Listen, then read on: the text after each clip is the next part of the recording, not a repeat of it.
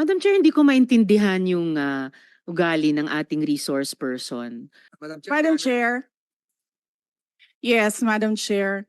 Hindi ko rin maintindihan ang ugali ni Senator Risa Ontiveros, and I do not appreciate, ano yung sinabi niya? I do not appreciate this kind of behavior and attitude.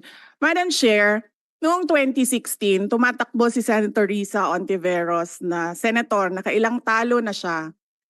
So, Dalawa, Madam Chair. okay, dalawa.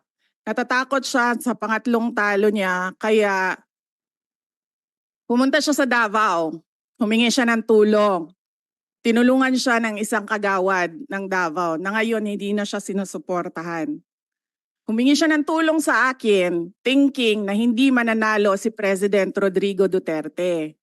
Kinausap niya ako ng kinausap doon sa law office ko sa Davao City. Sabi ko sa kanya, o sige, tutulungan kita. Chinika niya ako ng chinika. Tapos umalis siya.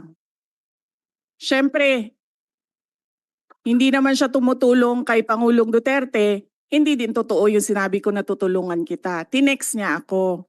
Pwede ba akong mag-follow up sa hinihingi kong tulong sa boto dyan sa Davao City? So sabi ko sa kanya, okay, sige.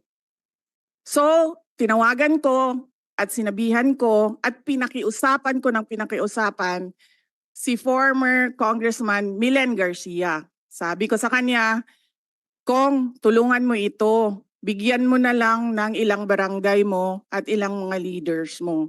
Ayaw pa siya tulungan ni former Congressman Milen Garcia. Pinakiusapan ko ulit, Kong, please tulungan mo na lang. Nanalo na siya at nung nanalo siya, anong ginawa niya? Siya ang pinakaunang umatake kay President Rodrigo Duterte. Anong tawag sa ugaling ganito? I'm very cordial. Yes, When it ma'am. comes to international diplomatic relations. Gusto nyo i-discuss natin yung No. West Philippine Sea. Yes. But hindi kasi ako plastic na tao.